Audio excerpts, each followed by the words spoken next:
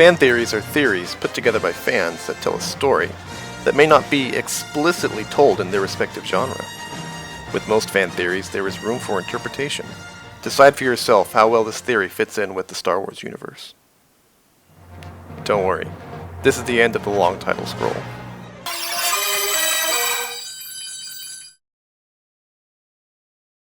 In Episode 3, Revenge of the Sith, the death of Padme has always been a head-scratcher for fans. How did she die? Why did she die? Padme dies during or directly after childbirth, but the medical droids indicate she isn't dying from childbirth.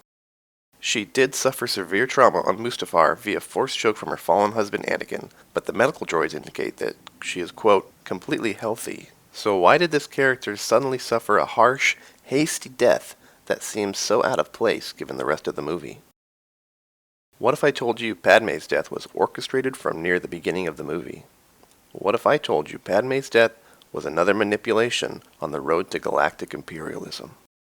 The point of this video is to explore the theory that Padme did not die of a broken heart, but she was murdered by Palpatine through the Force. Point number 1. The common explanation for Padme's death is that she died of a, quote, broken heart. However, the medical droids never make this claim, nor do Obi-Wan, Yoda, or Senator Organa. The only time anyone mentions a broken heart is when Padme is pleading to Anakin to stop being off-the-wall crazy. She's heartbroken. Her former love murdered Jedi. Younglings too, but medically, she's fine. Point number 2. Anakin's force choke did not kill Padme. In a surge of anger, Anakin uses the Force to choke his wife in a truly despicable move. Anakin physically hurts his pregnant wife because he thinks she sided with Obi-Wan. Soon Anakin releases Padme from his grip and she collapses to the ground. The movie is very clear in showing that Padme is alive and breathing. Later we see that she is actually conscious and talking. Padme is very much alive. Point number 3. Droids don't know the Force and can't feel the Force like sentient beings can. The medical droids give their best complete diagnosis, but they can only say that her body is clearly dying, even though her vitals appear to be healthy. The droid itself states, medically, she's completely healthy. For reasons we can't explain, we are losing her. She has lost the will to live. These medical droids are sophisticated and are programmed to give complete care, the kind of care you'd expect a doctor to give. However, these droids have incomplete data. The incomplete data, the data that's missing, is the connection to the Force. What is actually happening is Emperor Palpatine is severing her connection to the living Force. Point number 4. The tragedy of Darth Plagueis the Wise. In this interesting scene, Palpatine admits to having the ability of manipulating the midichlorians and their effect on one's life. Palpatine manipulates Anakin and informs the audience that he has the power to influence the life of other individuals through the Force. This is the most explicit admission that we hear, that Palpatine could have taken the life of Padme through the Force. Point number 5. After his battle with Yoda, Palpatine senses that Vader is in trouble. He didn't receive a report from a spy or a droid. He received this information through the Force. Needless to say, and this has been demonstrated other times, to a certain extent Force users can sense other individuals through the Force.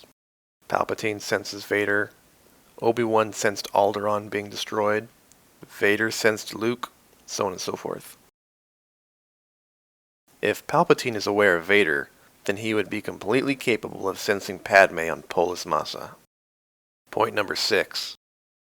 The movie cinematically contrasts the death of Padme with the birth of Vader, transitioning back and forth between both events. After Vader's physical transformation and medical procedure, the first thing he does is inquire about Padme. Then Palpatine tells another manipulative lie, that Vader himself killed Padme. Vader doesn't believe the Emperor, but he concedes he felt her alive moments before the operation.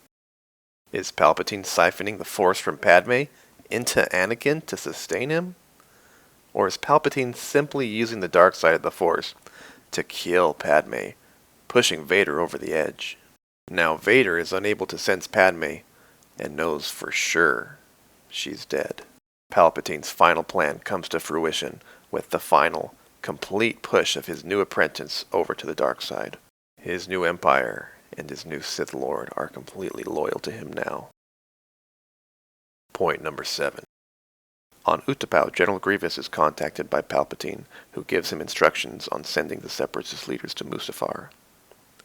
At the end of this conversation, he mentions that he will soon have another apprentice that is younger and more powerful. Anakin is a strong Jedi, who, at this point in the film, very much still holds to the light side of the Force.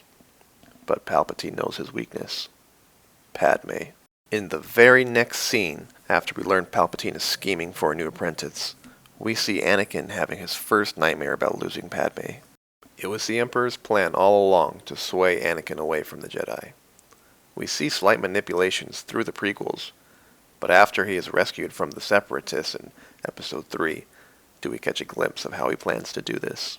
Is Palpatine influencing Anakin with nightmares about losing Padme? I think he is, and I think it's all part of his grand scheme to lure Anakin away from the light side of the Force. It is too convenient for Palpatine to have Sith knowledge about influencing someone's health through the Force, and have Anakin begin to suffer nightmares about losing her, and then have all of those fears come to life when Padme is finally killed, which finally pushes Vader completely over into the dark side. Palpatine killed Padme himself through the Force to fully sway Vader over to the dark side. Special thanks to Joseph Devano for first writing this theory. Check out his website at retrozap.com. Do you have your own Star Wars fan theory? I'd love to hear about it in the comment section.